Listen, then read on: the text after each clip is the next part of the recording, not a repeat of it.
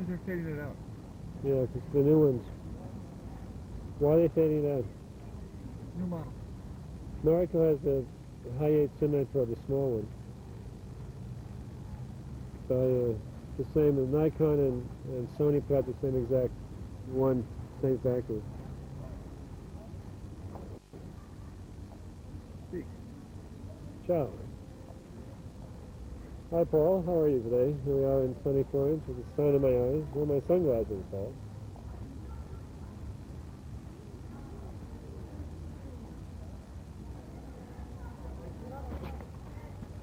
So how much of me is in this photograph?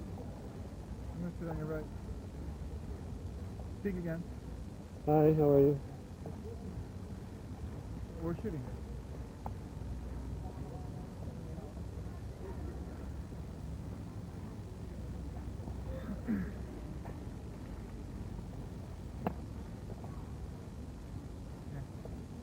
Can we move that back?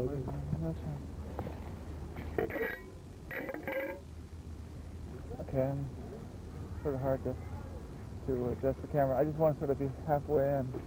Anyways. It's on? Yeah. No, it's not on. It's on. Are you finished? No, we just began. We're shooting now. It's ready. Keep We that. have to say bye. Okay. Oh, okay. Say something. Hi Paul. So, I'm going to get a little formal about this. But, so we're sitting here with Ron Young, and I'll just explain to you briefly what I explained to everybody. We're trying to speak to some people who have been exposed to the teachings for a while, the teachings that are going on in Cyprus, and have known Daskalos personally. So, if you could begin, Ron, simply by explaining a little bit what your work is, and what brought you into a relationship with Daskalos and the teachings. So it's a big question, I realize, but I work as a traditional healer, meaning there's a channel for the creative universe God to come through to help people move into their wholeness, psychologically and spiritually. And having been edit it. Okay. I mean, it's a big question. I know, well, it's hard to ask small questions. All right. What's the question again? So can you explain a little bit about your work, first of all? Yeah, work Either is, that, or you can begin by explaining what brought you to Daskalos. Or okay.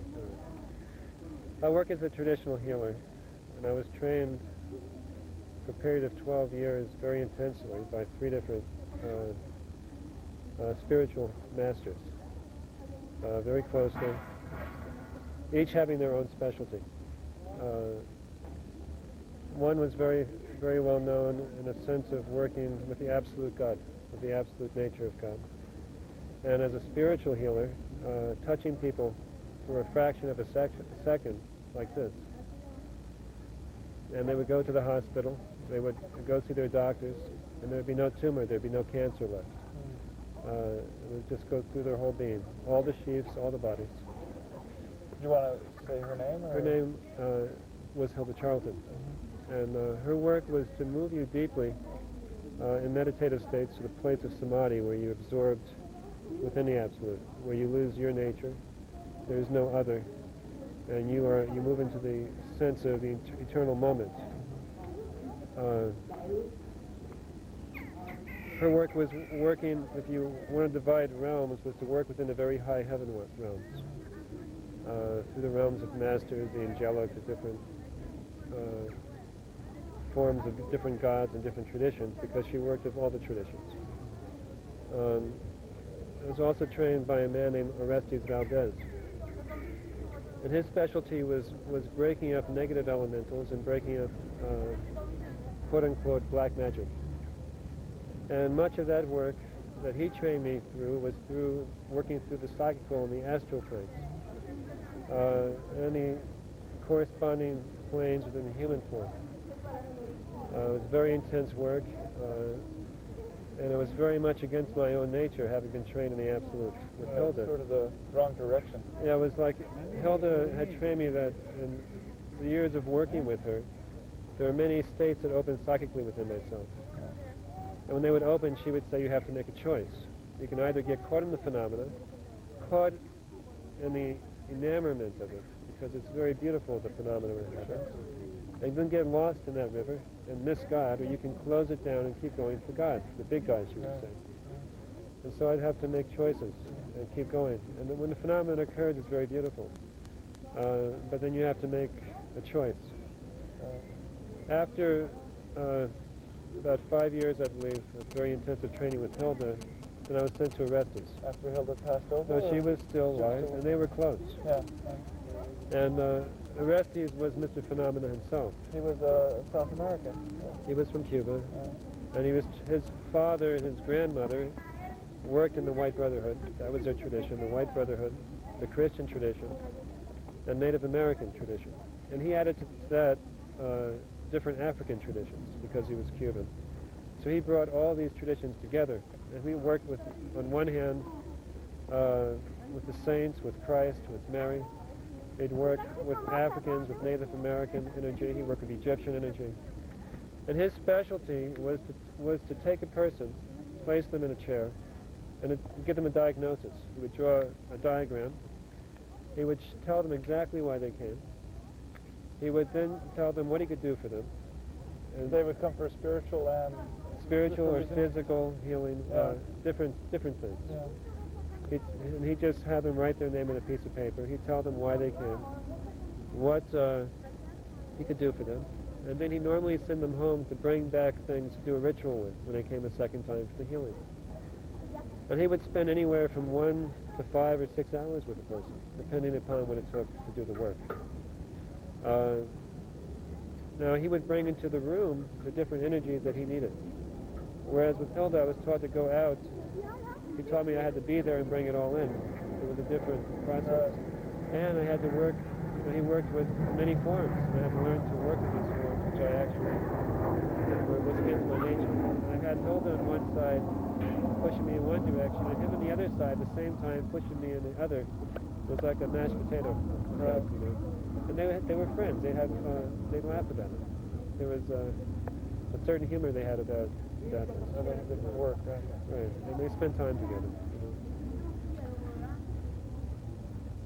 know. A third woman, her name was Yolanda Betek, and she was a Hungarian healer in her 70s, a big woman. And her specialty was spiritual and energetic healing, both together, psychical and mental, both together. Where she saw people for a period of, I believe, 6 sessions, 6 to 12 sessions over 2 or 3 weeks. And she had a high success rate in terms of severe cases of cancer, even diabetes. Things were healed. She was tested in Europe, and she was tested here. There are videotapes of her moving her hand with paralyzed people, standing behind a paralyzed person, for instance, moving her hand over their arms so they can't see them, and their arms going up and down, you know. Much as you would see a traditional Qigong master in China doing this with paralyzed people. They tested her with different plants, one part of the country to the other. They tested her, she was tested stopping an airplane in flight and holding it there for a few seconds. Things like that, you know. But her work was again, the diagnosis. She would sit someone down, do diagnosis instantly, and then work both energetically, time-space, and out of time-space at the same time to give the healing. And so I had these 3 basic teachings. Excuse me. Now, with Hilda's work, she brought in all the teachings, and very much she brought you through the Christian, through the Hindu, through the Buddhist, and very deeply into each one. That was how she worked. She wanted to bring unity in all the forms, all the traditions. She spent 18 years in India. Right. Now,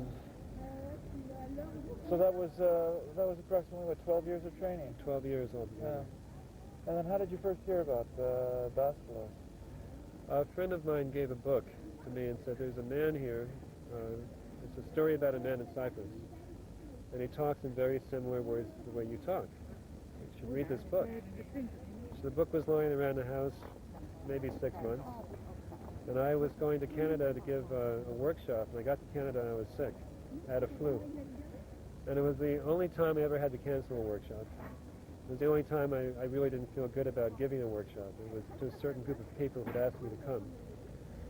And so I ended up in the country in Canada, snowed in a small country home, a farmhouse, lying in bed reading the book, right, and there it was. And for me, it was a very beautiful experience because it in one person was a total of what I've been given from different people and their specialties and how they trained me. Oh, you must be talking about the Magus Strovolos, and yet the book is written. The book has a certain agenda that many people are familiar with, and that is to focus a lot on phenomena. Yes. But what I perceived, for me, what I was seeing was a man of God, not a man of phenomena. And because every spiritual teacher, every master, the phenomena is a byproduct of the love of the service you give. If you have to do something to help, there'll be a way to do it. And I found with those who taught me that they all had their bag of tricks, as it were. Right. But it wasn't the focus. They weren't magicians in the sense of this is what I want to do for my ego, personality state to prove I'm powerful. But from the place of my love, things will happen to help me with God do what I can do to serve humanity. Right. And that's a different focus. I felt that actually the Marquides books portrayed a man of phenomena. And then maybe it was from his own need for some type of performance or magic that he had that focus. Well, that, and also I think with Marquides' books, two things. There was a stress on the phenomena and there's a stress on the healing, which I'm more comfortable describing Daskalos as a teacher who heals instead of a healer who teaches. Right. And too many people who see him now as a healer who teaches. Right. He's a spiritual master, and he does healing. Yeah. So you came to Cyprus. I came to Cyprus. Yes. And what was your? And you were able to listen to Daskalos teach. This is quite early, maybe 4 or 5 years ago. This was in 1988. I'm sorry. Yeah. 78. Yeah. And when I came here, there was nobody originally there. Now we're in Florence. We're in Florence, but when I came to... right, you came early. Right. Yeah, the first wave. Right, so at that time, maybe 1 or 2 people would come in a week to see him from different places. And it was very quiet. He would talk, he would give teachings. He would come in the morning. Normally he would get up very early in the morning to paint. And after painting, he would sit with Cypriots in the morning for those who came to talk with him, for counseling or for treatment. And often he allowed me to sit with him. After that, there would be lunch, which he would cook. And after that, it would be a 2-hour break. And then again, from about 4 o'clock on to 7 or 8 o'clock, he would sit and talk. In the stoa? At his house or in the stoa. Yeah. It was both. It was totally open to all who came. He never closed the door. He never turned anybody away. It was very beautiful. And he gave each person specifically what they needed.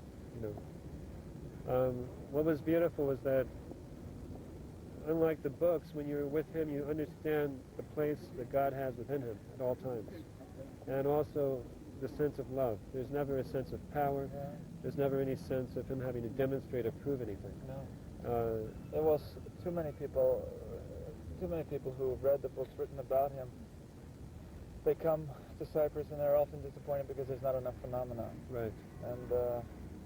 And then they fail to see what is actually happening. They fail to see the love. I've had the opportunity to sit in many interviews with people who came from around the world with him. And often, all too often, in the early days, he'd say, "Why have you come?" They'd say, "Well, I've come to learn exomatosis. I want to learn how to dematerialize or materialize something." And he would just chuckle, because that's not his purpose. His purpose is to teach God, and from my observation, the love of God. What do you see is some of the principal contributions of the teachings of what Daskalos has to say in the community of the world. Well, we can speak. We're sitting here in Florence. Ron teaches here in Florence, and he teaches as well in Canada and in the States. Can you speak a little bit about what he has to offer different communities? Like, let's talk now about Italy. Teaching He just gave 3 talks here, three talks in Italy. Daskalos offers, with the Christian teaching, the Christian tradition, a pathway that is alive to God. It's not a tradition of dogma, which is given in Italy and in most Western traditions to the church, and often in ways that are not alive or dead. And he offers a tradition in which people can realize God, self-realization, through the Christian tradition. And what's very beautiful is that you find many people, in my work, many people have gone to all the other traditions, and maybe the Tibetan traditions or the different yogic traditions, the Zen traditions, and at the end of it they come back to their own psyche, the karmic landscape they were born into, looking to the tradition of Christ. And is that a pathway? And he offers that as a pathway. And so you find many people who've had the teachings in different forms come back to their own homeland, and they find their own pathway to what they were given. We're filming now. How long? I don't know. Excuse me? We want to speak here. Yeah, but we speak now. I don't know.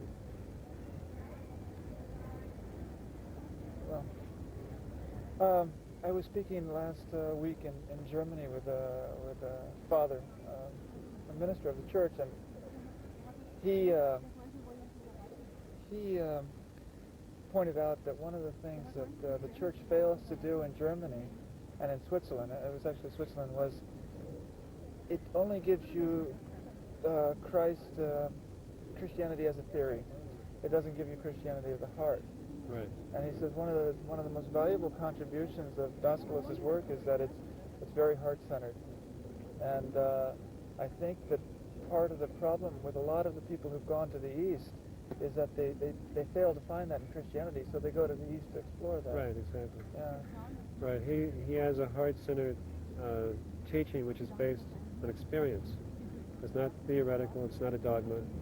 He says, this is how it is. Now you look, you try, and you explore, and if you have a result from this work, then, go into the doorway, go into the pathway, find, what will come from it. But he gives a place to go, a place to explore in a way by which to do it. Okay. And It's also... a path of both love and wisdom. I Right, think. Yeah. exactly. And you need both. As you move into a mature spirituality in which you start to make choices with love, as opposed, say, to the first heart opening in which you just love everything, you move into the path of discrimination, and you choose to love, you choose to be on your 2 feet with God. You also need the wisdom to guide you, and he offers that wisdom to accompany you so that the love can mature, and the choices and the vision can mature too. You take.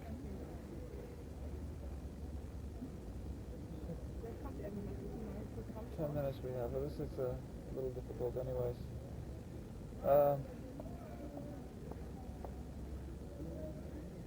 Well, yeah, okay, that's good. I tend to like to ask somebody at this point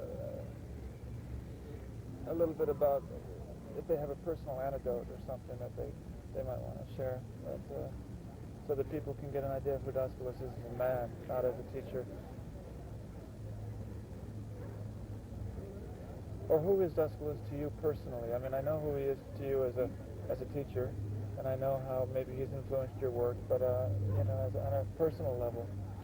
At a personal level, he, to me, represents attainment and integration.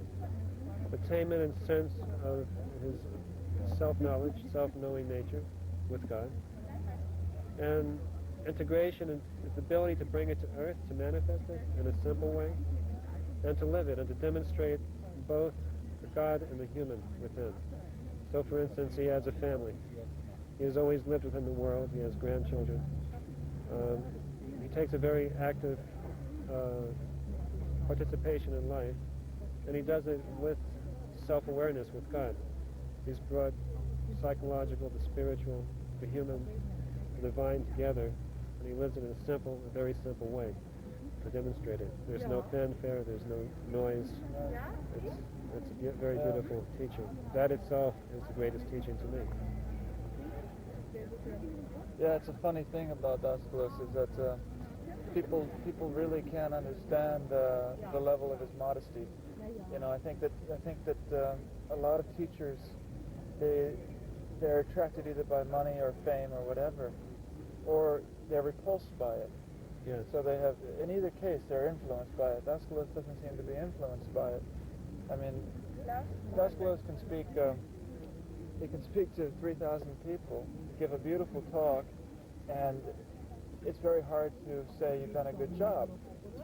And that's beautiful. Then on a human level, if he's made a painting and he's hung it in the kitchen and you fail to notice it the next morning, I wouldn't say his feelings are hurt, but if you've said that's a beautiful painting, he's quite pleased. And that's sort of points out how human he is, and yet when it comes to something that he's done, and then when it comes to something that comes from above that he gives. I'll tell you a story in terms of healing. I was, before I first came to Cyprus, I'd gone down to see a relative who was sick with liver cancer. And when I first got to see her, she 3 mornings in a row fed me eggs and sausage. And I, at that time, was not eating meat. Especially, I would never think of eating sausage. But she fed me sausage 3 mornings, and every time I said, you know, you must think about what you're eating, along with everything else. How you think, how you feel, God, you know, every level, you must also take care of what you put in physically into the body. I said to myself, if Christ was here, what would he do? Well, he would just heal this woman. He would love her and heal her fully. He wouldn't be concerned with what she ate. So a few weeks later I was in Cyprus, and the first 3 days I was with Daskalos. At lunchtime he would feed me sausage for 3 mornings. The third afternoon after we had sausage, a young boy came in. He was about 4 years old, he had polio, and one leg was shorter than the other. And we were sitting there, and he took the young boy and put him on his lap. The mother was sat beside him. They lay him down, took off the brace, and Daskalos just stroked his leg like this, tickled him, chuckled with the boy, and said to the boy, get up and run. And the boy got up and ran around without the brace. He was happy. He ran around the table in the living room. They came back, and Daskalos said, look. And he laid the boy down, and the legs were the same length. He said, now there are millions of new cells in the muscle, in the blood, in the nerve, in the bones. They weren't there a few minutes ago. The Holy Spirit, supersubstance, has come and taken form in every cell, created new cells, new creation. There was no fanfare. There was no, in the name of Christ. It was simple. And we had sausage for 3 days, and here was a demonstration of Christ, the Holy Spirit in action. And to me it was very simple, very beautiful. It was how he is, just the total simplicity. Yeah. And beyond dogma. So, Well, that's good. I mean, there's a lot more, and this was not the best environment, but maybe if you come to Cyprus, we can continue. I'd like to talk to you more about healing, actually, because I think people have a lot of misunderstandings about healing. I mean, you talked a lot about some miraculous cures that some of the people you worked with in the past. And this is a big issue, but you know, Daskalos is very careful with the healing because he also respects what people have to learn. Right, more than, I've seen the biggest lesson that he's given to people in Cyprus is that you'll see a person travel 5,000 or 6,000 miles. And they'll come in for a healing, and you'll say, I can't help you. Says you have to learn to think in the right way and to use your mind and emotion to support you, Right. instead of destroy you. You are doing this to yourself. Yeah. And then they'll sit there with their mouth hanging open. And many of them will take the lesson and use it. I've seen them use it in their life Sure. and change their At some life. point they'll And use it. others will sit there as if they are the victim Yeah. and not. But the most important teaching is understanding Yeah. what we can do. And also, Daskalos is such a gracious man that he sometimes has a difficult time telling people that he can't help them because they're not ready to be helped. And Right. he would almost rather have them think that he's not able to do it, Right. which is remarkable. People misunderstand that, but it's true. Well, thank you.